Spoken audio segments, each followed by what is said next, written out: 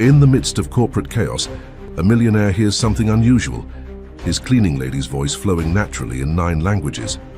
Intrigued, he stops everything and invites her into his office without imagining what he is about to discover. What he does next not only changes her life, it turns the heart of the company upside down. If this story interested you, subscribe to our channel, don't forget to like this video, and tell us which city you're watching us from. We'll keep going. The morning rush at Garland Tower was at its peak. Wall Street executives hurried through the gleaming lobby, their designer shoes clicking against the polished marble floor. No one noticed Eliza Morgan as she knelt in a corner, scrubbing a stubborn coffee stain. Her blue maintenance uniform had the magical power of rendering her invisible in the corporate world of Manhattan's financial district. Eliza had learned to appreciate her invisibility. It was safer that way. For 3 years, she had cleaned the offices of America's elite financial players without being seen, really seen, by any of them. To them, she was just a blur of blue fabric, a nameless service provider who appeared before dawn and disappeared before the important people arrived. At 42, Eliza's hands were rough from years of cleaning chemicals, but her mind remained sharp as a tack. She hummed softly to herself as she worked, occasionally glancing at her watch. In 2 hours, she would need to be at her second job as a waitress at a small diner in Queens. The elevator doors opened, releasing a flood of international visitors. Eliza recognized the distinctive sound of Russian being spoken, her mother's native language. The delegation seemed lost, looking around for guidance in the vast lobby. The regular receptionist was busy on a call, and the visitors were becoming visibly frustrated. Without thinking, Eliza stood up and approached them. "Mogу я вам помочь?" she asked in flawless Russian. "Can I help you?" The delegation turned to her in surprise. A middle-aged man with silver-streaked hair responded gratefully, explaining they were there for a meeting with Richard Garland, the CEO, but couldn't find their way. 14th floor, Eliza replied in Russian, giving them detailed directions. Then, noticing a woman in the group looking uncomfortable, she switched to German. "Brauchen Sie vielleicht eine Toilette? Die Damentoilette ist gleich die Ecke." The woman's face lit up at being addressed in her native tongue and thanked Eliza profusely. What Eliza didn't notice was Richard Garland himself, standing a few feet away watching the entire exchange with undisguised astonishment. The 55-year-old CEO had just returned from getting coffee when he witnessed his building's cleaning staff conversing fluently in multiple languages with his important visitors. "Excuse me," he said, approaching Eliza as the visitors headed toward the elevator. "You work in maintenance here, correct?" Eliza's heart sank. She needed this job. "Yes, sir. I'm sorry if I overstepped." They seemed lost and... "How many languages do you speak?" Garland interrupted, his blue eyes intense with curiosity. Eliza hesitated. "A few." "Define a few," he pressed. 7, fluently. 2 more conversationally, she admitted, looking down at her cleaning cart, suddenly aware of how out of place this conversation was. Richard Garland's eyebrows shot up. 7 languages, fluently. He gestured toward his private elevator. "Would you mind stepping into my office for a moment?" Wasn't really a question. Eliza glanced at her supervisor across the lobby, who was watching with a mixture of confusion and suspicion. She nodded to Garland, wiping her hands nervously on her uniform. The ride up to the 50th floor was silent and awkward. Eliza had cleaned Garland's executive suite hundreds of times, but had never been there during business hours, let alone been invited by the CEO himself. The marble and glass palace that crowned Garland Tower had always seemed like another world entirely, one that existed in a different reality from her own. "Please, sit," Garland said when they entered his office, gesturing to one of the leather chairs in front of his desk. The floor-to-ceiling windows offered a breathtaking view of Manhattan, the morning sun glinting off the skyscrapers. Eliza perched on the edge of the chair, acutely aware of her blue uniform with the Morgan Cleaning Services patch, no relation to her. The irony wasn't lost on her.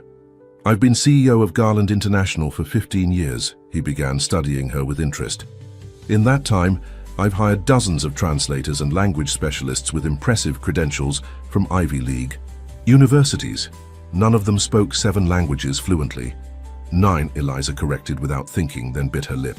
Sorry, 9, Garland repeated, leaning forward. May I ask, which ones? English, Russian, German, French, Spanish, Italian, Mandarin, Arabic, and enough Japanese to get by, she listed, keeping her voice even despite her discomfort. And where did you study these languages? Eliza's laugh was short and bitter. I didn't, at least not in the way you mean. I'd like to understand, Garland said, his voice softer now, genuine curiosity replacing his initial shock.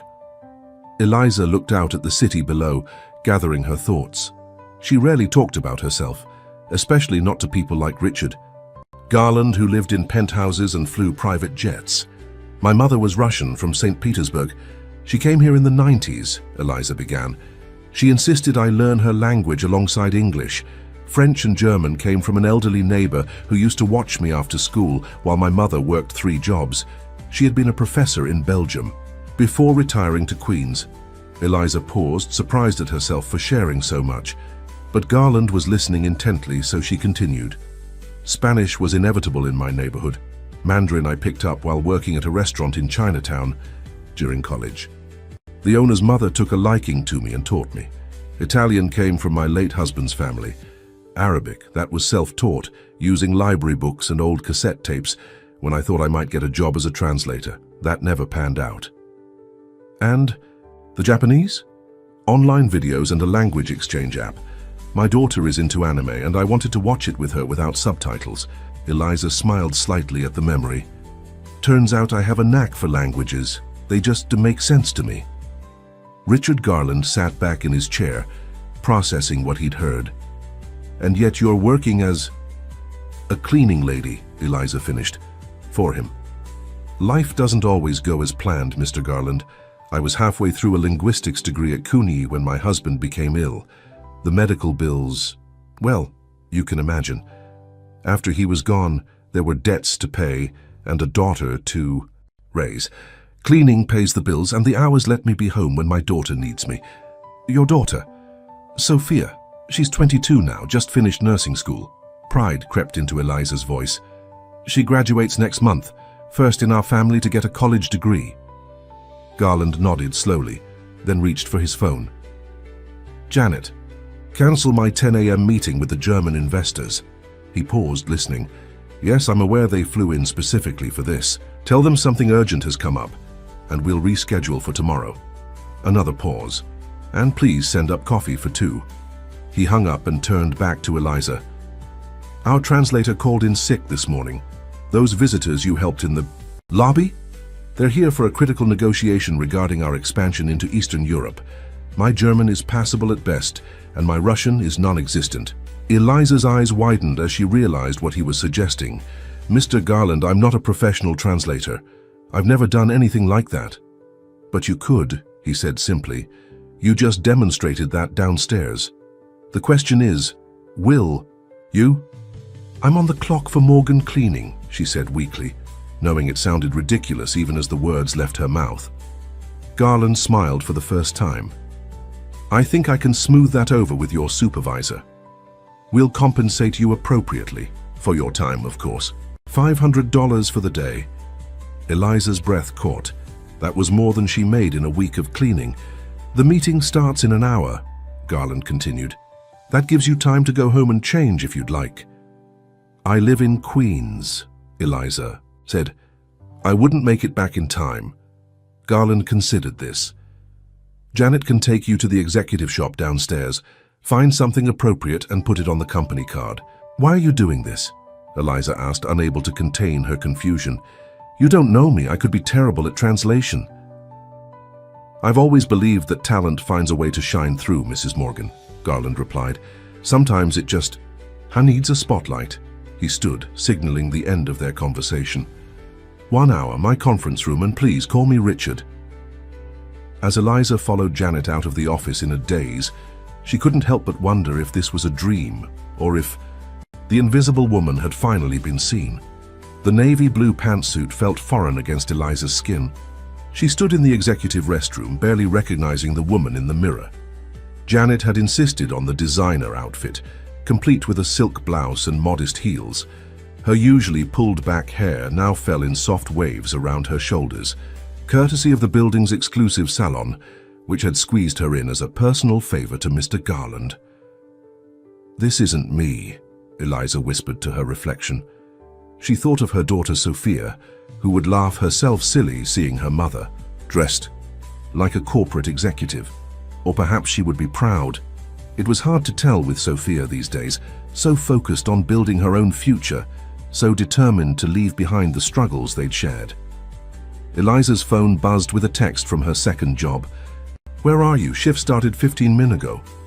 With trembling fingers, she typed back, "Emergency, can't make it today, so sorry." She winced as she hit send, knowing this could cost her the waitressing position at Mabel's diner. 3 years of perfect attendance gone in an instant. A knock at the door startled her. "Mrs. Morgan, they're ready for you in the conference room," Janet called, her voice betraying curiosity about the cleaning lady who had suddenly been elevated to translator status. "Coming," Eliza replied, taking one last look at herself. She straightened her shoulders, remembering her mother's words. "Stand tall even when you feel small." Valentina Morgan had arrived in America with nothing but a suitcase and an unshakable determination that her daughter would have a better life. Valentina had cleaned houses too, but she'd done it with dignity, speaking 4 languages while dusting the mansions of New York's elite. "Knowledge is the one thing they can never take from you," she told Eliza repeatedly. Valentina hadn't lived to see her granddaughter graduate from nursing school, but her wisdom had shaped both their lives. Eliza followed Janet down the hall, conscious of the curious glances from employees who had passed her countless times in her blue uniform without a second look. The conference room doors loomed ahead, frosted glass bearing the Garland International logo, a stylized globe wrapped in laurel leaves. Richard Garland stood as she entered, a reassuring smile on his face. "Ah, Eliza, perfect timing. Gentlemen, ladies, this is Mrs. Morgan, who will be assisting us today." The delegation from earlier rose to greet her, their expressions showing no recognition of the woman who had helped them in the lobby. The transformation from cleaner to executive was that complete. "Shall we begin?" Garland gestured to an empty chair beside him at the head of the table. For the next 3 hours, Eliza moved seamlessly between English, Russian, and German. The negotiations were complex, involving property acquisitions in Moscow and Berlin for Garland's expansion plans. Technical terms occasionally gave her pause, but she navigated around them with skill, asking for clarification when necessary. What surprised her most was how natural it felt. Years of invisibility had taught her to listen, really listen, to the people around her. She didn't just translate words. She conveyed intentions, subtle shifts in tone, cultural nuances that might otherwise have been lost. During a coffee break, the leader of the Russian delegation, Mikhail Petrov, approached her. "Your Russian is excellent, Mrs. Morgan. Where did you study?" "At my mother's kitchen table," Eliza replied in his language, smiling. "She was from St. Petersburg." "Ah, a fellow Petersburger. No wonder your accent is so refined." Petrov seemed delighted. "Mr. Garland is fortunate to have found you. Our previous meetings were less productive." Across the room, Richard Garland watched the exchange with satisfaction. When the delegates returned to their hotel for lunch, he approached Eliza. "That was remarkable," he said simply. "You didn't just translate, you built bridges." Eliza felt a warmth spread through her chest at the genuine appreciation. "Thank you for the opportunity. It was actually fun." "Tell me something," Garland said, lowering his voice. "How does someone with your skills end up cleaning offices?" The bluntness of the question stung, but Eliza had long ago abandoned pretense. "Life happens, Mr. Garland. My husband, Thomas, was diagnosed with pancreatic cancer when I was in my second year of college. We had a 5-year-old daughter and no family support except my mother, who was already working herself to exhaustion." She paused, swallowing the familiar lump in her throat. "I dropped out to care for him and work multiple jobs. The medical Bills were substantial. After he was gone, I still had those bills, plus a daughter to raise alone after my mother became ill too. I'm sorry, Garland said quietly. That must have been incredibly difficult. Eliza shrugged. It was what? It was. I took night classes when I could afford them, but a full degree always remained just out of reach. Eventually, I started my own small cleaning business, which gave me flexible hours to be there for Sophia. When that didn't work out, I joined Morgan Cleaning. The irony of the name wasn't lost on me. And the languages? They were my escape, Eliza admitted. When life gets hard, some people drink. I conjugated verbs. She laughed softly. Learning languages kept my mind sharp when everything else felt like it was falling apart. I'd study while riding the subway between jobs, listen to language tapes while cleaning, practice with Sophia's textbooks when helping with her homework. Garland studied her with newfound respect. Most people would have given up. On what? Learning. That's like giving up breathing. Eliza straightened a stack of papers on the conference table. Besides, I had Sophia watching my every move. What kind of example would that set? A comfortable silence fell between them. Eliza glanced at the clock. The delegation will be back soon. I should prepare for the afternoon session. Actually, Garland said, I'd like to discuss something else first. He gestured to his office across the hall. Shall we? In his office, Richard Garland didn't sit behind his imposing desk as he had earlier. Instead, he chose two chairs by the window, putting them on equal footing. Garland International is expanding aggressively into new markets, he began. Russia, Germany, the UAE, China. We're establishing partnerships that require not just language skills, but cultural intelligence. The ability to read between the lines, to understand motivations beyond words. Eliza nodded, unsure where this was heading. We've been searching for someone to fill a new position, Director of International Cultural Affairs, someone who can bridge worlds, who understands both boardrooms and, well, the rest of the world, the real world. Sounds like an important role, Eliza commented. It is, and I'd like to offer it to you. Eliza stared at him, certain she had misheard. I'm sorry. I want you to join Garland International in an executive capacity, Garland repeated. The salary would start at $150,000 annually, with benefits and performance bonuses. The room seemed to tilt slightly. That was more money than Eliza had made in the past 3 years combined. This is absurd, she finally managed. I don't have a degree. I've never worked in an office. Until this morning, I was scrubbing your floors. And in 3 hours, you've demonstrated more skill and insight than people I've employed for years, Garland countered. Degrees are papers, results are reality. But the delegates are already asking if you'll be present for tomorrow's session, he continued. Petrov mentioned you're the best interpreter they've worked with in America. Do you know what that means for these negotiations? Eliza's mind raced. It's one meeting, Mr. Garland. You can't possibly base a hiring decision on that. Richard, he corrected gently, and I've built $1 billion company by recognizing opportunity when I see it. You're an opportunity, Eliza, for us both. Before she could respond, Janet knocked and entered. The delegation has returned, Mr. Garland. We'll continue this discussion later, he promised, standing. For now, let's focus on closing this deal. The afternoon session proved even more successful than the morning. By 5 o'clock, preliminary agreements had been signed, hands had been shaken, and the delegation departed with genuine smiles and warm words for both Garland and Eliza. The conference room emptied. Eliza remained seated, overwhelmed by the day's events. Her phone buzzed again, a text from Mabel's diner.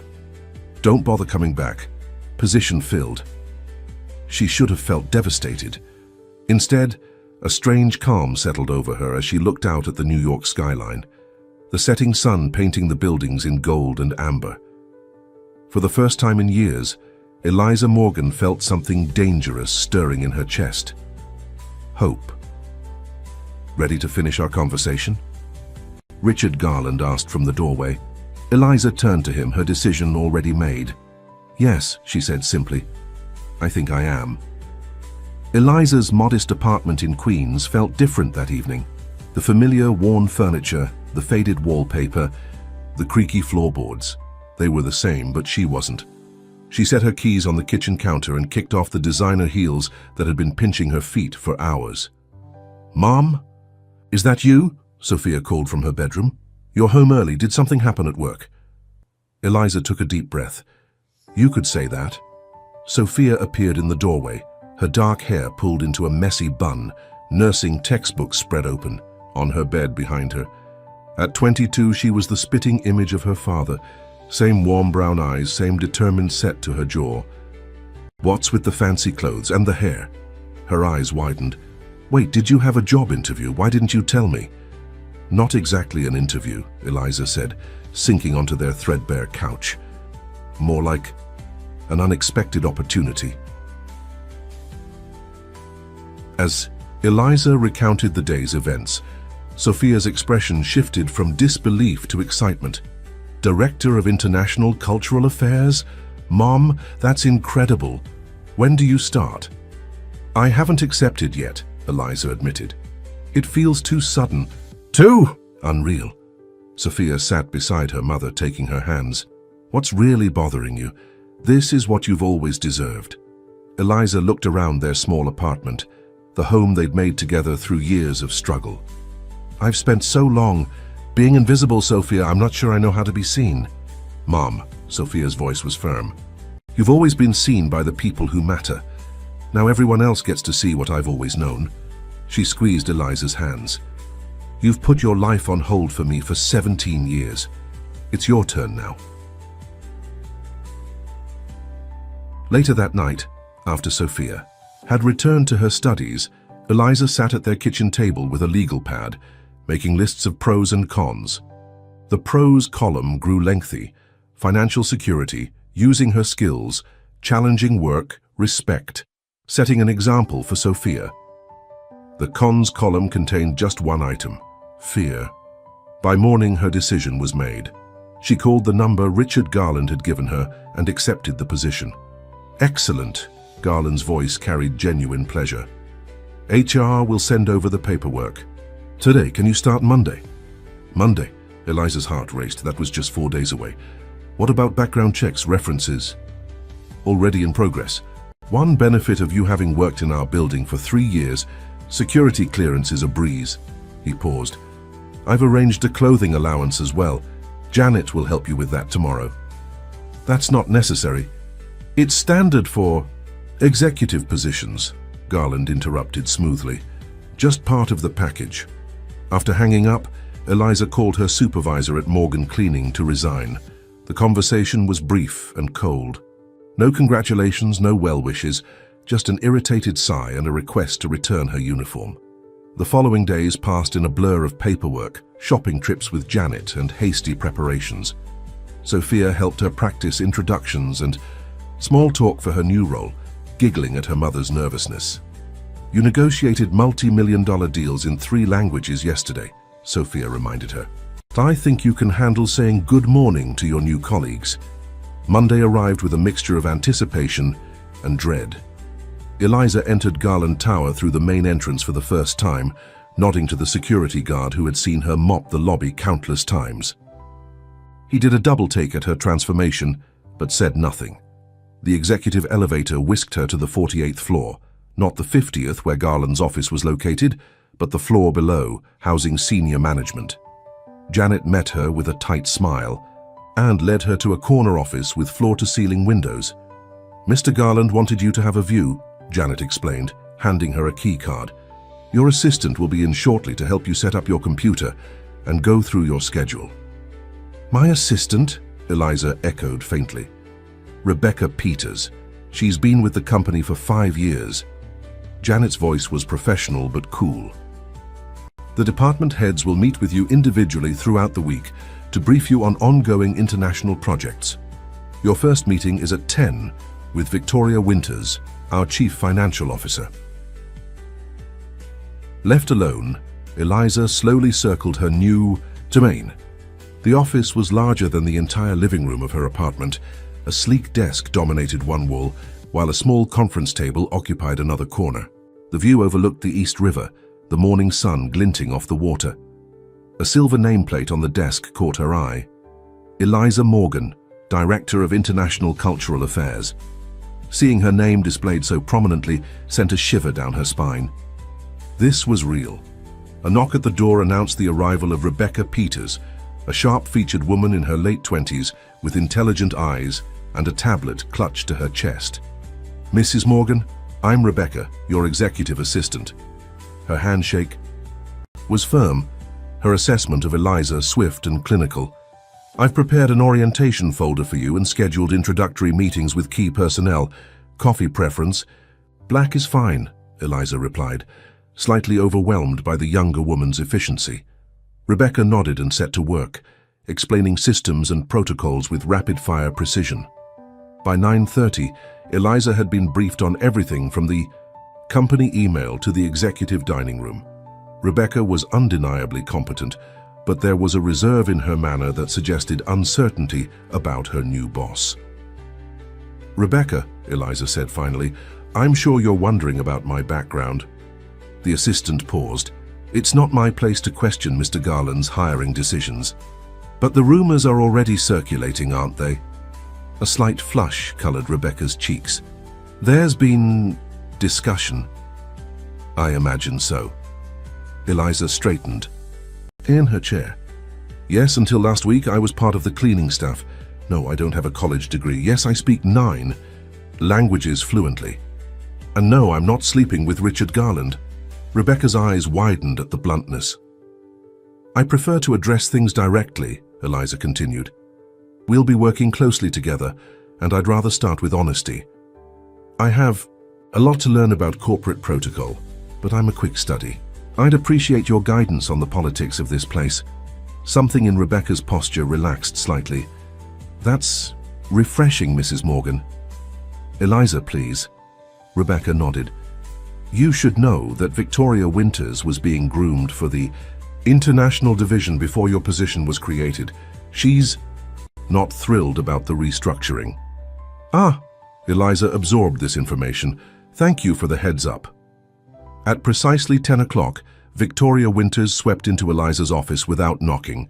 Tall, sleek, and exquisitely dressed in a crimson power suit, she exuded confidence and ambition from every pore. "So you're Garland's new project," Victoria said by way of greeting, her smile not reaching her eyes. "I've heard fascinating things." Rebecca discreetly excused herself, closing the door behind her. "Victoria Winters, CFO," the woman continued, extending a manicured hand. "Richard asked me to bring you up to speed on our international financial situation." "I appreciate that," Eliza replied, gesturing to the small conference table. "Shall we?" For the next hour, Victoria outlined Garland International's global investments with razor-sharp precision, occasionally dropping technical terms that she clearly didn't expect Eliza to understand. But years of self-education had given Eliza a broader knowledge base than most suspected. She asked intelligent questions that gradually eroded Victoria's condescension. "You're full of surprises, Mrs. Morgan," Victoria finally conceded, though her tone remained cool. "But international business is about more than languages and a quick mind. It's about relationships, networks, credentials. Our partners expect a certain pedigree." "I imagine results matter more than pedigree in the end," Eliza replied evenly. Victoria's smile tightened. "In an ideal world, perhaps, but we live in this one." She gathered her papers. "The executive committee meets Thursdays at 3. It should be interesting to see how you fit in." After Victoria left, Eliza released a breath she hadn't realized she was holding. The subtext had been clear: you don't belong here. The rest of the day followed a similar pattern. Each department head who came to welcome her carried an undercurrent of skepticism or outright disapproval. By 5 o'clock, Eliza's confidence had taken a beating, though she maintained a professional facade. As she was preparing to leave, Richard Garland appeared in her doorway. "How was day 1? "Educational," Eliza replied diplomatically. Garland's laugh was understanding. "They're testing you. It's normal." "Victoria Winters made it quite clear she doesn't think I belong here." Victoria wanted international for herself, Garland confirmed. But she lacks what you have naturally, genuine cross-cultural understanding. She sees other countries as markets, not people. She sees me as a charity case, Eliza observed. Your project, as she put it. What matters is what I see, Garland replied firmly. Potential, intelligence, resilience, the rest will follow. He glanced at his watch. I have a dinner meeting, but I wanted to check in. Don't let them intimidate you, Eliza. You earned this position the moment you spoke to those delegates in their own language. After he left, Eliza stood at her window, watching the city lights come alive as dusk fell. The day had been challenging, but not unexpected. She had faced prejudice before, different kind, same result. Her phone buzzed with a text from Sophia. How was your first day as a boss lady? Eliza smiled and typed back, harder than cleaning toilets, but the view is better. As she gathered her things to leave, she noticed a small envelope that had been slipped under her door. Inside was a simple note card with flowing script. Some of us see you. Welcome aboard. Kay. She didn't know who Kay was, but the message warmed her heart. Perhaps she wasn't as alone as Victoria Winters wanted her to believe. Tucking the card into her purse, Eliza left her new office with renewed determination. Tomorrow would be another battle, but tonight she had a small victory to celebrate. 3 weeks into her new role, Eliza had established a rhythm. Each morning she arrived at 7:30 a.m. before most executives, giving herself time to review international news in multiple languages. By 8:15, she'd compiled relevant updates for departments affected by global developments. This unrequested service had already earned grudging appreciation from several division heads. Rebecca had become a quiet ally, efficiently managing Eliza's increasingly packed schedule while providing subtle guidance on company politics. Mr. Alvarez from legal actually likes his coffee with cream, despite what he says, she'd whisper. Or, Mrs. Chen from R&D responds better to direct communication. No small talk. These small insights helped Eliza navigate the complex social landscape of Garland International. She'd learned to recognize the difference between colleagues who were merely cautious about her unusual appointment and those, like Victoria Winters, who actively resented her presence. The mysterious Kay, who had left the welcome note, remained anonymous, though Eliza had her suspicions about Kevin Zhang, a quiet VP of technology who had been surprisingly supportive in meetings. On this particular Wednesday morning, Eliza arrived to find Rebecca already at her desk, looking unusually concerned. What's wrong? Eliza asked, setting down her coffee. The Moroccan delegation arrived a day early, Rebecca explained. They're waiting in the main conference room right now. Mr. Garland is stuck in traffic, and the translator we booked for tomorrow is unavailable. Today. Eliza's heart quickened. The Moroccan negotiations were crucial, a potential partnership for solar energy development in North Africa that could transform Garland International's renewable energy portfolio. Who's with them now? Victoria Winters, Rebecca replied. She speaks French, but the delegation's leader apparently prefers Arabic. Eliza nodded, making a quick decision. Tell Victoria I'll be there in 5 minutes. After a quick review of the project briefing, Eliza headed to the conference room. Through the glass doors, she could see Victoria attempting to engage the 5 Moroccan businessmen in French. Their responses were polite but reserved, the conversation clearly strained. Eliza entered with a warm smile. Assalamu alaikum, she greeted in Arabic, using the Moroccan dialect she'd learned years ago from a regular customer at a restaurant where she'd worked. The effect was immediate. The delegation's leader, Hamid Ben Ali, responded with visible surprise and pleasure, switching from formal French to his native Arabic. Wa alaykumu assalam. You speak our language. Wonderful. Victoria's expression froze somewhere between shock and irritation. Mrs. Morgan, I wasn't aware you were joining us.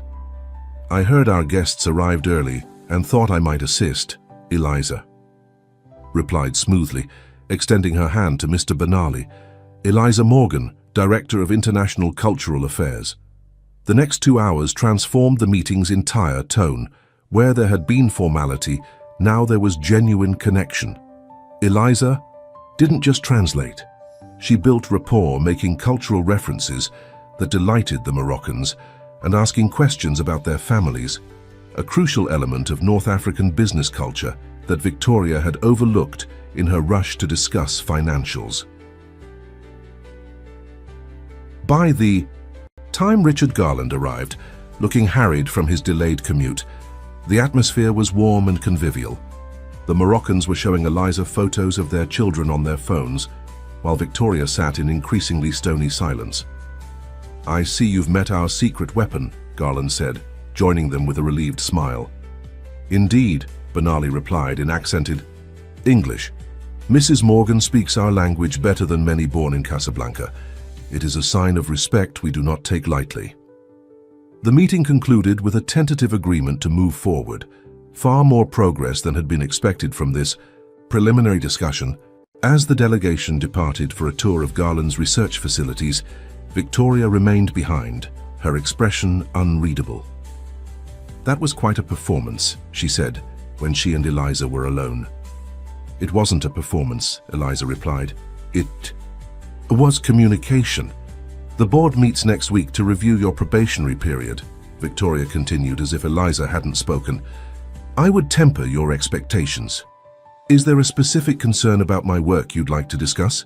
Eliza asked directly. Victoria's laugh was brittle. "Your work is a novelty act, Mrs. Morgan. Yes, you speak languages. Impressive. But this company requires more than party tricks. It requires pedigree, education, connections." "Results," Eliza corrected quietly. "It requires results, which I'm delivering." "We'll see what the board thinks." Victoria gathered her tablet and stood. "This isn't a Cinderella story. Real life doesn't work that way." After Victoria left, Eliza remained seated, her hands trembling, slightly despite her outward composure. The confrontation had shaken her more than she wanted to admit. Victoria wielded significant influence with the board, and Eliza knew her position remained precarious despite Garland's support. A text from Richard arrived. "Heard about the meeting. Brilliant work. Dinner tonight to discuss next steps." Eliza declined politely, citing plans with Sophia. The truth was she needed space to think, to strategize. Victoria's warning about the board review couldn't be ignored. When she returned to her office, Rebecca was waiting with a strange expression. "The file you requested on the Japanese technology partnership," she said, handing over a folder. "I added some notes you might find interesting." Inside, alongside the official documents, was a handwritten page in Rebecca's neat script. "Victoria has been systematically undermining you with the board. She's scheduled a special review of your department for next Thursday. Sources say she has 3 board members convinced your position is unnecessary." Eliza looked up at Rebecca, who gave an almost imperceptible nod before returning to her desk. That evening, instead of going directly home, Eliza stopped at a small park near her apartment. The early summer air was warm, the sky painted in deepening shades of purple and orange. She sat on a bench, watching children play on the swings while their parents chatted nearby. Her phone buzzed with a text from Sophia. "Working late tonight. Don't wait up for dinner. Love you." Eliza smiled, imagining her daughter in her nursing scrubs, learning to save lives. All the sacrifices had been worth it for that alone. But now she faced a new challenge. Victoria wasn't wrong about one thing. Eliza lacked the traditional credentials her colleagues possessed. Her appointment had been unconventional, based on Garland's instinct rather than a standard hiring process. If the board decided to eliminate her position, she had no safety net, no prestigious degree to fall back on. As twilight settled over the park, Eliza made her decision. She wouldn't fight Victoria on Victoria's terms. Instead, she would do what she'd always done: adapt, work harder, prove her worth through results. The next morning, Eliza arrived at the office at 6 a.m. By the time Rebecca appeared at 8, she had filled 3 whiteboards with a comprehensive strategy for international expansion, incorporating cultural insights specific to each target market. I need you to set up meetings with each regional VP today, Eliza instructed, and find out who's on the committee for the board review. Rebecca raised an eyebrow but nodded. Already on it. I also took the liberty of requesting the financial projections for the Moroccan project. They're impressively positive after yesterday's meeting. By lunchtime, Eliza had met with 3 regional VPs, presenting tailored strategies for their markets. Kevin Zhang, her suspected ally Kay, was particularly enthusiastic about her proposals for the Asian markets. "This is exactly what we've been missing," he said, studying her cultural integration plan for the Japanese partnership. "How did you know about the regional rivalry between our potential partners in Osaka and Tokyo?" "I read the local business news in Japanese," Eliza replied simply. "Sometimes important details don't make it into the English translations." Kevin shook his head admiringly. "Victoria doesn't stand a chance if you keep this up." "So she is behind the special review?" Kevin's expression turned serious. "It's not just Victoria. There's a faction on the board that believes Richard made your appointment for political reasons. Diversity optics, that sort of thing." Eliza stiffened. "I see. For what it's worth, I think they're dead wrong," Kevin added. "And after today's presentation, so will the Asia division." By the end of the week, Eliza had met with every regional team, identifying opportunities and solving long-standing issues that had been lost in translation, literally and figuratively. She discovered a clause in the German contracts that had been mistranslated years ago, potentially saving the company millions in tax liabilities. She smoothed over a cultural misunderstanding with Chinese suppliers that had caused production delays for months. Each small victory built her case, but Victoria remained a formidable opponent. Through Rebecca's network, Eliza learned that the CFO was preparing a detailed presentation for the board, arguing that Eliza's function could be handled by regional consultants at a fraction of the cost. The weekend provided no respite. Eliza spent Saturday researching board members, preparing counter-arguments, and developing a comprehensive international strategy document. Sophia found her at the kitchen table at midnight, surrounded by papers and her ancient laptop. "Mom, you need to sleep," Sophia insisted, closing the laptop. "You've been at this for 16 hours. "I can't stop now," Eliza replied, rubbing her tired eyes. "The board meeting is Thursday." Sophia pulled up a chair. "Tell me what's happening." Eliza explained the situation, Victoria's opposition, the board review, the implicit challenge to her qualifications. "If I lose this position, you won't," Sophia said, firmly. "But even if you did, you'd survive. We always have." Eliza smiled tiredly at her daughter's confidence.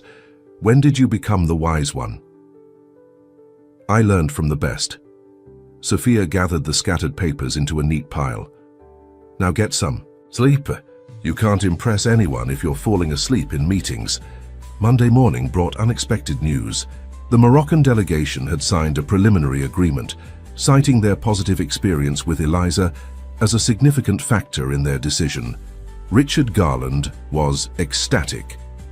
"This is exactly why I created your position," he told Eliza during their morning briefing. "You've accomplished in 3 weeks what our previous team couldn't do in 6 months. Victoria still believes I'm unnecessary," Eliza replied, "and apparently she has board support."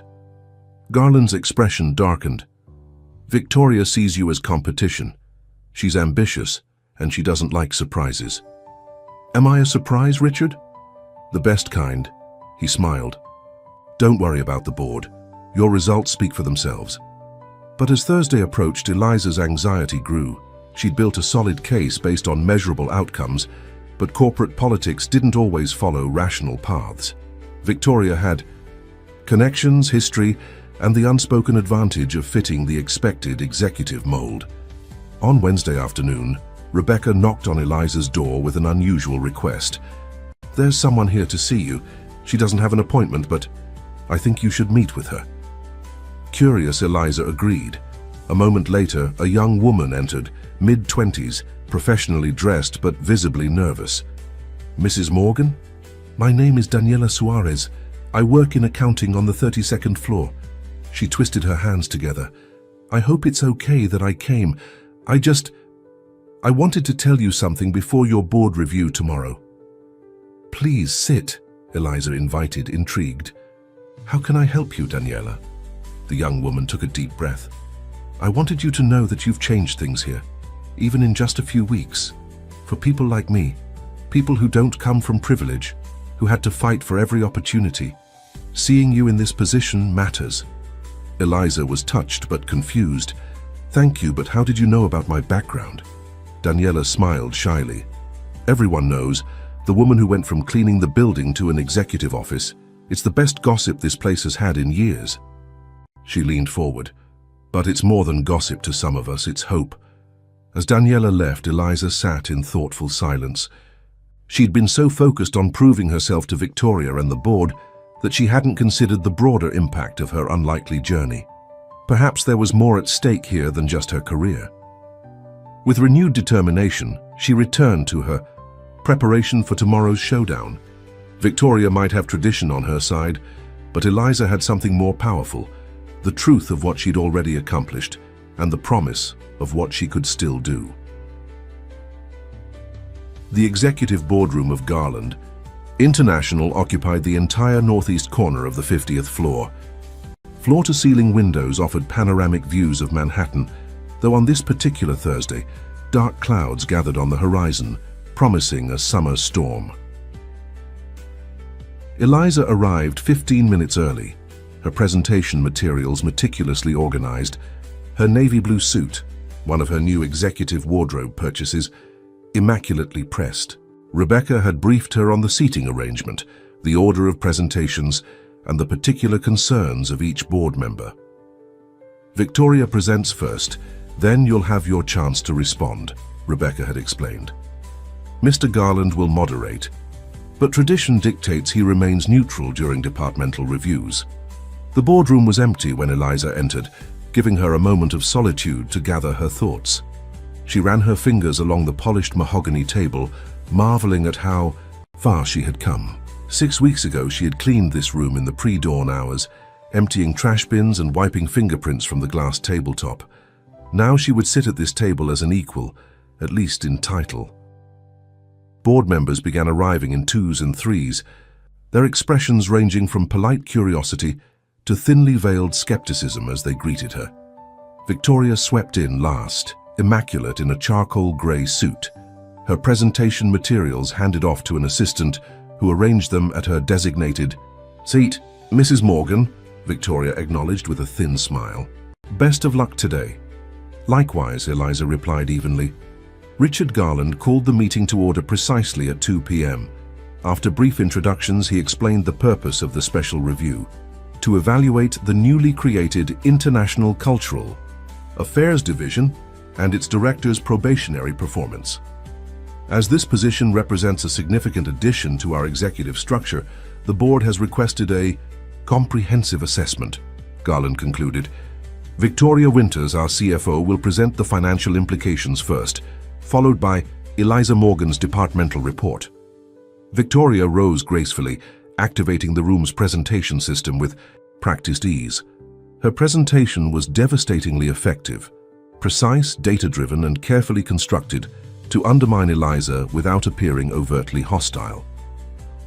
While the concept of cultural competency in international business is valid, Victoria began, the question before us is one of resource allocation. The current structure, with a full executive-level position and support staff, represents an annual investment of approximately $400,000.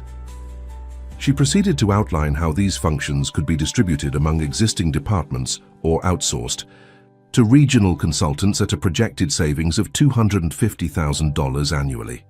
Charts and graphs illustrated her points with merciless clarity. Furthermore, Victoria continued, there is the question of qualifications. Traditional executive appointments at Garland International require at minimum an advanced degree and 10 years of relevant experience. Alternative structures would allow us to engage individuals with appropriate credentials on an as-needed basis. The unspoken message was clear. Eliza lacked the qualifications this position should require. Victoria concluded with a summary of her recommendations, dissolve the new department, redistribute essential functions, and engage specialized consultants for language services when needed. Her presentation had lasted exactly 20 minutes, professional, unemotional, and seemingly irrefutable. The board members nodded appreciatively at Victoria's thoroughness. One older gentleman made a note on his legal pad that Eliza could read from her position. Logical solution. "Thank you, Victoria," Garland said. "Eliza, your response?" Eliza stood, momentarily aware of the contrast between Victoria's polished, corporate presentation style and her own less conventional approach. But she had prepared thoroughly, and more importantly, she had results. "Thank you for the opportunity to address the board," she began. "I'd like to start not with hypotheticals or projections, but with actual outcomes from the past 6 weeks. Rather than relying on PowerPoint, Eliza distributed folders containing before and after documentation of specific international projects she had impacted. As board members opened these materials, she walked them through key examples. "The first case study involves our German manufacturing contracts," she explained. "A mistranslation in Section 7.3 of the original agreement, which had gone unnoticed for 3 years, was exposing us to significant tax liability. Correction of this single error saved the company $1.4 million. She continued with 4 additional examples, each meticulously documented. The Moroccan solar project that had advanced after years of stagnation. A Japanese technology partnership that had been rejuvenated through cultural mediation. A Russian distribution agreement that had been renegotiated with more favorable terms. And a Brazilian expansion that had accelerated after Eliza identified a critical cultural misstep in the original approach. These 5 projects alone represent a combined benefit of approximately $9.7 million in either cost savings or revenue generation over the next fiscal year," Eliza concluded. "That's a return of nearly 25 times the department's annual budget." The board members exchanged glances, clearly reassessing the financial argument Victoria had presented, but Eliza wasn't finished. "However, the value of cultural intelligence in international business goes beyond quantifiable financial returns," she continued. "It builds relationships that transform one-time transactions into long-term partnerships." She pulled out her final piece of evidence, letters from international partners, specifically mentioning the difference her involvement had made in their relationship with Garland International. "Mr. Benali from Morocco writes that our respect for his language and customs transformed a business discussion into a meaningful partnership. Mr. Tanaka from Japan notes that our understanding of regional sensitivities demonstrated a level of respect uncommon among Western companies." Victoria shifted uncomfortably in her seat as Eliza continued. "As for the question of qualifications," Eliza said, her voice steady despite her racing heart, "I acknowledge that my path to this position was unconventional. I don't have an Ivy League degree. I don't have the traditional corporate experience you might expect." She paused, making eye contact with each board member. "What I do have is fluency in 9 languages, not learned in classrooms, but through immersion and necessity. I have first-hand understanding of different cultures gained through real-world experience, rather than textbooks, and I have the perspective of someone who has seen this very company from a vantage point most executives never will." The oldest board member, Harold Fleming, leaned forward. "What vantage point is that, Mrs. Morgan?" "From the outside looking in, Mr. Fleming. From the position of the invisible workers who keep this building running. From the view of the immigrant families in my neighborhood who see places like Garland Tower as another world entirely." Victoria interjected, her composure slipping slightly. "This is precisely my concern. Mrs. Morgan lacks the business background this position requires. Emotional appeals about perspective don't change that fundamental reality." "With respect, Ms. Winters," Eliza replied, "results change reality, and the results speak for themselves." The board discussion that followed was vigorous. Several members, who had seemed skeptical initially, now asked Eliza pointed questions about specific international strategies. Others debated the financial projections Victoria had presented, versus the actual outcomes Eliza had documented. Throughout the exchange, Richard Garland remained neutral, as protocol required, though Eliza caught a glimmer of approval in his eyes when she effectively countered a particularly challenging question about long-term sustainability. After nearly an hour of discussion, Garland called for a vote on Victoria's proposal to dissolve the department. The tension in the room was palpable as each board member registered their position. When the final tally was announced, Victoria's proposal had been rejected by a margin of 7-5. The International Cultural Affairs Department would continue with Eliza Morgan confirmed as its director beyond the probationary period. Victoria gathered her materials with rigid composure, avoiding eye contact with Eliza. As board members filed out, several stopped to congratulate Eliza or express interest in working more closely with her department. Harold Fleming, the elder statesman of the board who had questioned her earlier, lingered until they were nearly alone. "You surprised us today, Mrs. Morgan," he said, his voice gravelly with age. "In a good way, I hope," Eliza replied. Indeed. He studied her with shrewd eyes that had seen decades of corporate politics. "Victoria isn't the only one who opposed your appointment. Many of us questioned Richard's judgment. And now I wonder what else we've been missing by looking in all the usual places." Fleming extended his hand. "Well done. But be prepared. You've won a battle, not the war." After everyone had gone, Eliza remained in the boardroom, allowing herself a moment to process what had happened. The relief was overwhelming. She hadn't realized how much tension she'd been carrying until it lifted from her shoulders. Her phone buzzed with a text from Sophia. "How did it go?" Before she could reply, Richard Garland returned to the boardroom, a broad smile on his face. "Congratulations," he said warmly. "You were extraordinary." "Thank you for giving me the chance," Eliza replied, "and for remaining neutral even when Victoria was at her most cutting." "Protocol demands it," Garland said with a wink, though it was difficult to keep a straight face when you presented that letter from Benali. Victoria looked like she'd swallowed a lemon. They shared a laugh, the formality of their professional relationship momentarily relaxed by shared triumph. "What happens now?" Eliza asked. "Now you build," Garland replied simply. "You've proven you belong here. The next step is to make yourself indispensable." As if on cue, Rebecca appeared in the doorway. "Sorry to interrupt, but the Beijing office is on the line. There's an urgent situation with the contract negotiations." Garland raised an eyebrow. "Looks like you're already indispensable. I'll leave you to it." The crisis with Beijing consumed the remainder of Eliza's day and extended well into the evening. Her cultural misunderstanding had nearly derailed months of negotiations, and it took all her diplomatic skill and fluent Mandarin to salvage the situation. By the time she left Garland Tower, the summer storm had passed, leaving the city streets glistening under streetlights. Eliza's exhaustion was tempered by satisfaction. The Beijing deal was back on track, and her position was secure. As her taxi navigated the late-night traffic toward Queens, Eliza's phone buzzed with a message from an unknown number. "Congratulations on your victory today. Not everyone at GI is against you. Some of us are inspired." Daniela from accounting, Eliza realized. The message touched her deeply, a reminder that her presence at Garland International meant something beyond her individual success.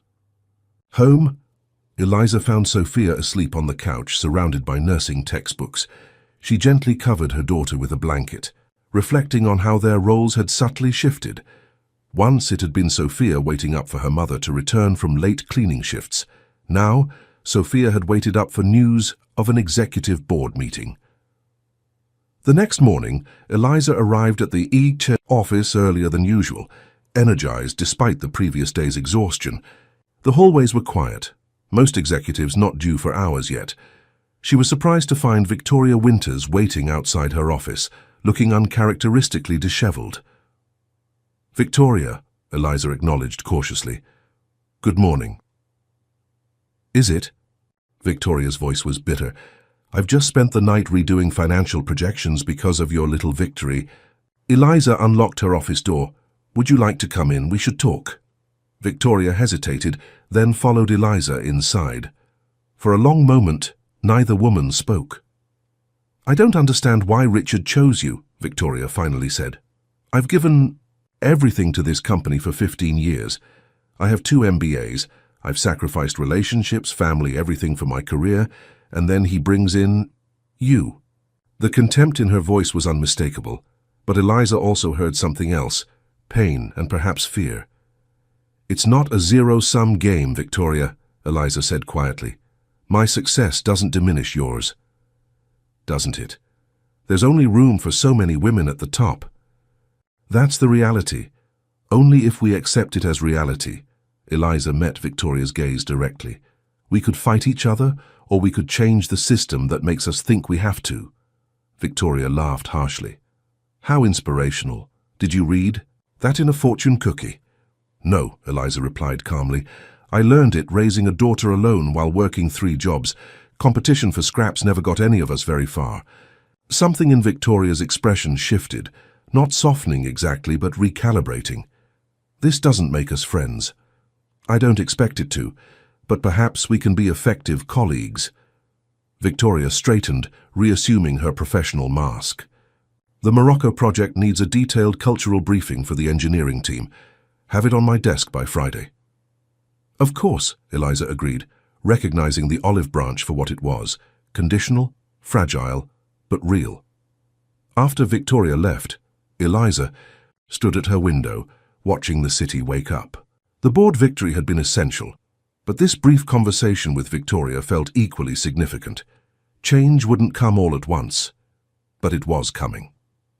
As the morning sun illuminated the skyline, Eliza thought about all the invisible workers in the building, the cleaning staff, security guards, maintenance crews, and wondered how many of them harbored hidden talents and dreams. How many others like her were waiting to be seen. A plan began forming in her mind, something beyond her departmental responsibilities, something that could transform Garland International from within. It was ambitious, perhaps even naive, but then again, so was thinking a cleaning lady could become an executive. With a renewed sense of purpose, Eliza Morgan turned from the window and began to write.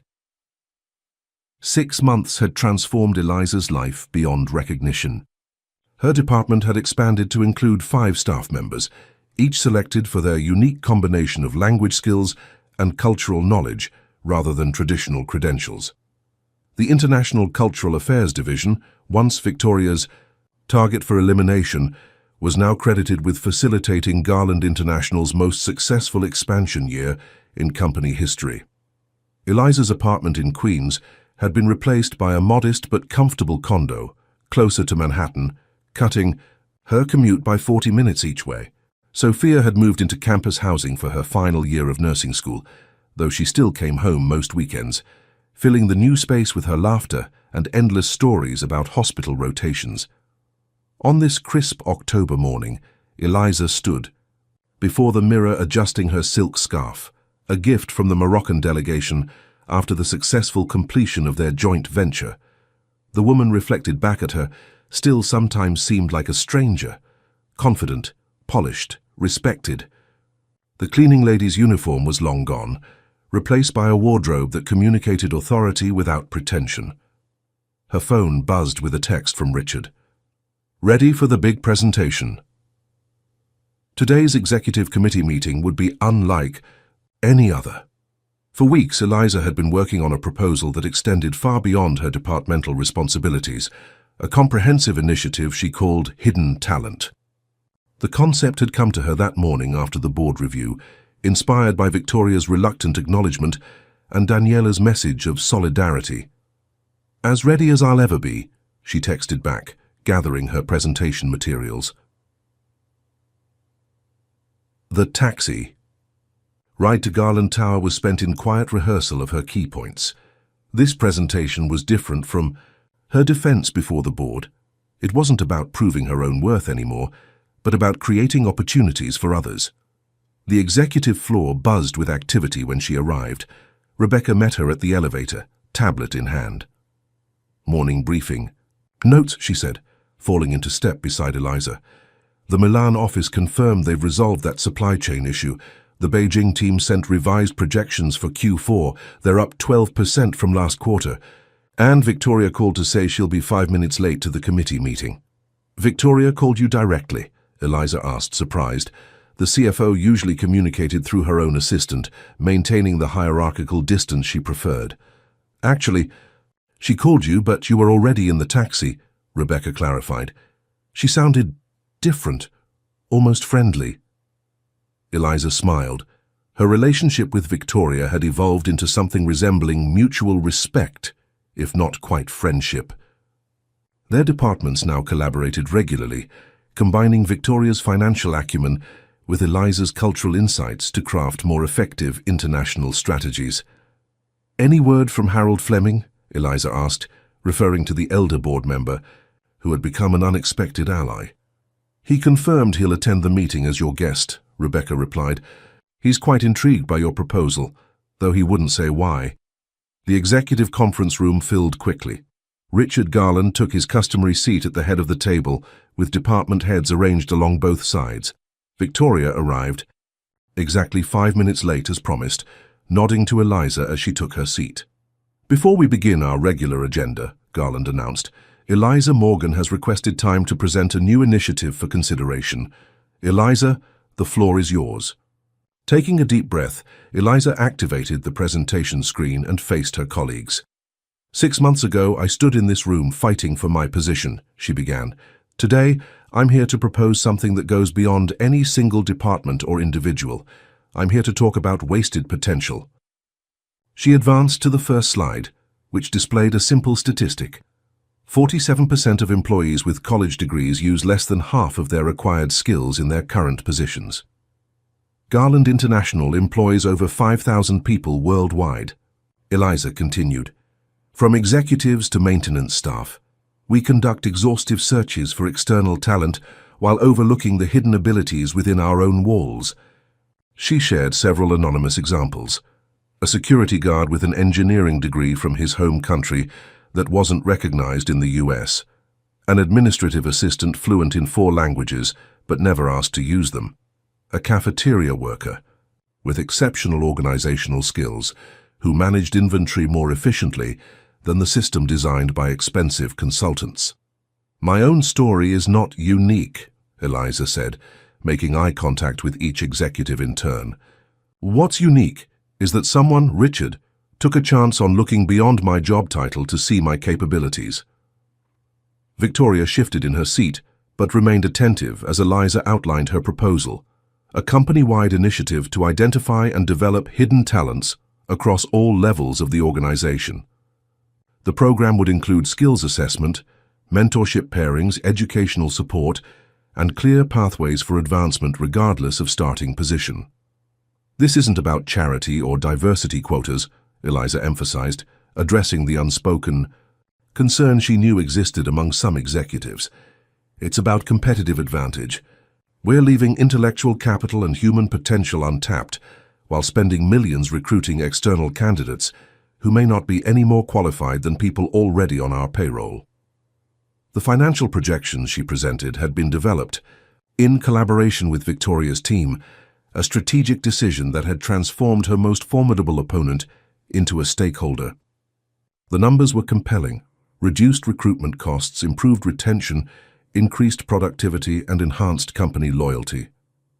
The Hidden Talent Initiative would position Garland International not just as a leader in global business, but as a pioneer in human capital development, Eliza concluded. We have an opportunity to create a model that others will follow, one that recognizes excellence can emerge from anywhere given the right conditions to flourish. As she finished, Harold Fleming was the first to speak. Mrs. Morgan, your proposal is intriguing, but potentially disruptive to established hierarchies. How would you address resistance from middle management, who might see this as threatening their authority? It was exactly the question Eliza had prepared for. By making them partners in the process, Mr. Fleming, middle managers would be trained to identify talent and rewarded for developing their team members, even if it means losing. them to other departments, success would be redefined to include not just personal achievement, but the advancement of those they supervise. Richard Garland leaned forward. Implementation costs. Phase 1 would require approximately $1.2 million, Eliza replied, but with projected savings in recruitment and training of $3.7 million in the first year alone. The discussion that followed was vigorous but constructive. To Eliza's surprise, Victoria became one of the program's strongest advocates, offering to co-chair the implementation committee. The financial case is sound, Victoria stated, her analytical precision lending credibility to Eliza's vision. But beyond that, this initiative addresses a significant waste of resources we've all observed, but never systematically tackled. By meeting's end, the Hidden Talent Initiative had received preliminary approval, with a full board presentation scheduled for the following month. As executives filed out, many stopped to congratulate Eliza or offer suggestions for the program's implementation. Harold Fleming lingered until they were alone. "You've come a long way from defending your own position," he observed. "This was always the goal," Eliza admitted. "From the moment Richard took a chance on me, I knew I wanted to create a pathway for others." Fleming nodded thoughtfully. "I had an assistant once. Brilliant woman, spoke 5 languages, had more business instinct in her little finger than most MBAs I've met. But it was the 1980s, and she was a black woman without a college degree. I promoted her as far as I could, but the system wasn't ready." He sighed. "I've often wondered what she might have achieved with the opportunities you're proposing." "It's never too late to find out," Eliza suggested. "She might still be out there." "Indeed." Fleming's eyes crinkled with unexpected emotion. "Perhaps that's a project for my retirement. Speaking of which, I'll be leaving the board next year. I'd like to recommend you for my seat." Eliza stared at him in shock. "Mr. Fleming, I've only been an executive for 6 months. And you've accomplished more meaningful change in that time than most do in a decade." He handed her his card. "Think about it. We need voices like yours at the highest levels." After he left, Eliza stood by the window processing this unexpected development. A board position would represent more than personal advancement. It would be a platform to institutionalize the changes she envisioned. Her phone buzzed with a message from Sophia.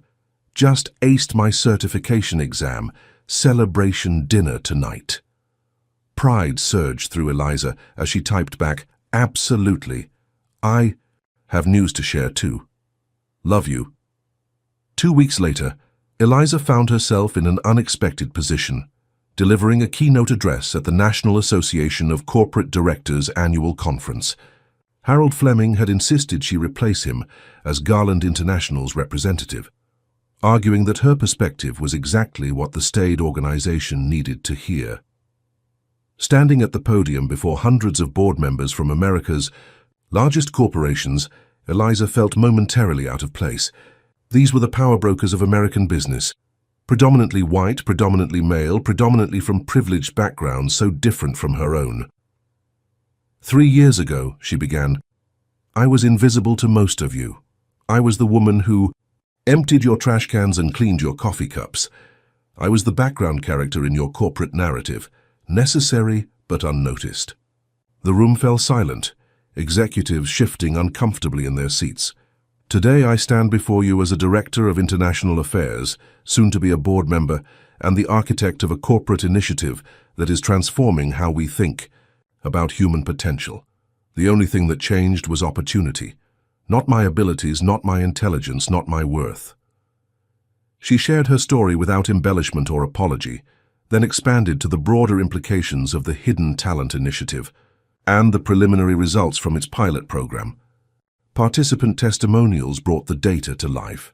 A maintenance worker now in the management training program, a receptionist whose coding skills had been discovered and developed, a cafeteria supervisor whose inventory system was being implemented, company-wide. Talent exists at every level of your organizations, Eliza concluded. The question is not whether it's there, but whether you're willing to see it, nurture it, and benefit from it. The most valuable resource in your company may be serving your coffee right now. Will you notice? The standing ovation that followed surprised even Richard Garland, who had attended in support. As executives lined up to speak with her afterward, Eliza noticed a young man hovering at the edge of the crowd, clearly waiting for an opportunity to approach. When the crowd finally thinned, he stepped forward nervously. "Mrs. Morgan, my name is Luis Reyes. My mother works as a housekeeper at the Grand Plaza Hotel. She speaks 5 languages fluently." Eliza's heart constricted at the pride and pain mingled in his voice. "She helped me through college by working double shifts," he continued. "She's the smartest person I know, but she spent 30 years making beds and cleaning bathrooms because her education from the Dominican Republic wasn't recognized here." "What's your mother's name?" Eliza asked gently. "Carmen Reyes. I've never told anyone at business school about her job. I was ashamed." His voice broke. "But listening to you today, I realized the shame isn't hers. It's in a system that doesn't see her value." Eliza took his hand. "The shame was never hers, and it's not yours either. It belongs to a world that measures worth by titles and credentials rather than character and capability."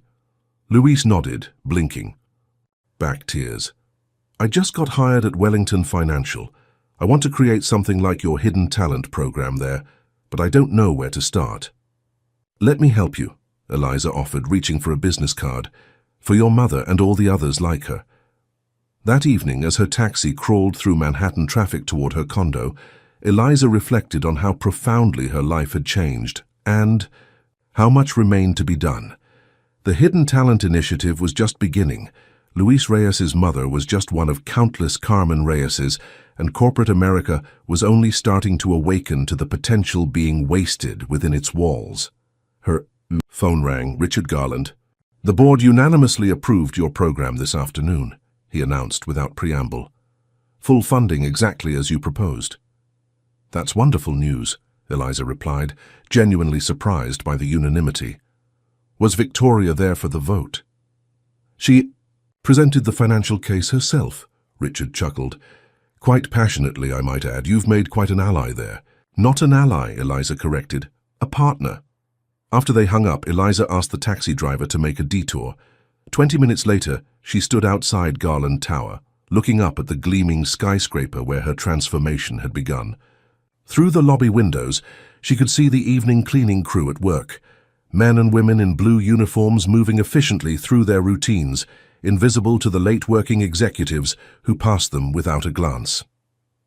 Tomorrow, the Hidden Talent Initiative would begin changing their world.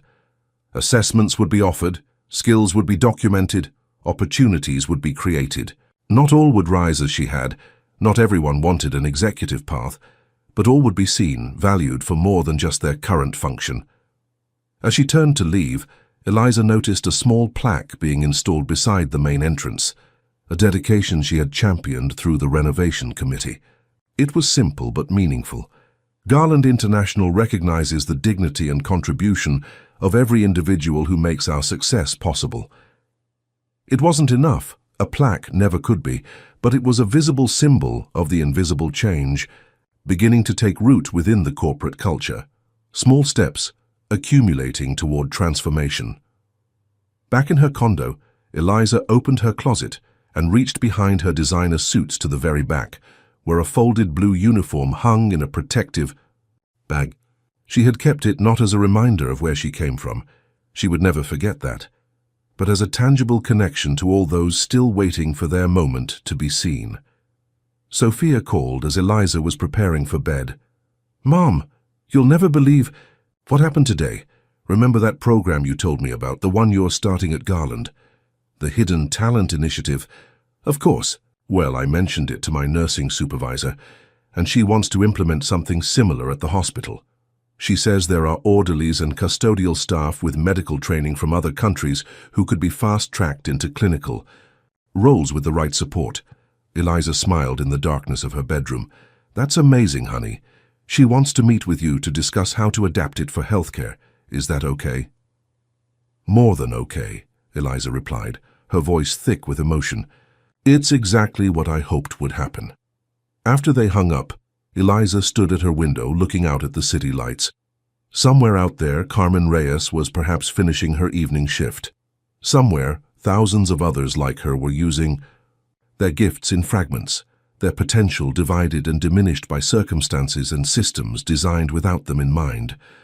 But change was coming. Not overnight, not without resistance, but inexorably. One person, one program, one organization at a time. And Eliza Morgan, once invisible, would help lead the way. In the reflection of her window, Eliza saw not just herself, but the shadows of all who had made her journey possible. Her mother, with her insistence on education, the elderly neighbor who had taught her French and German, her late husband, who had believed in her dreams, and Sophia, who had given her a reason to persevere. "We did it," she whispered to them all, "and we're just getting started." As the city hummed below, Eliza made a silent promise to the unseen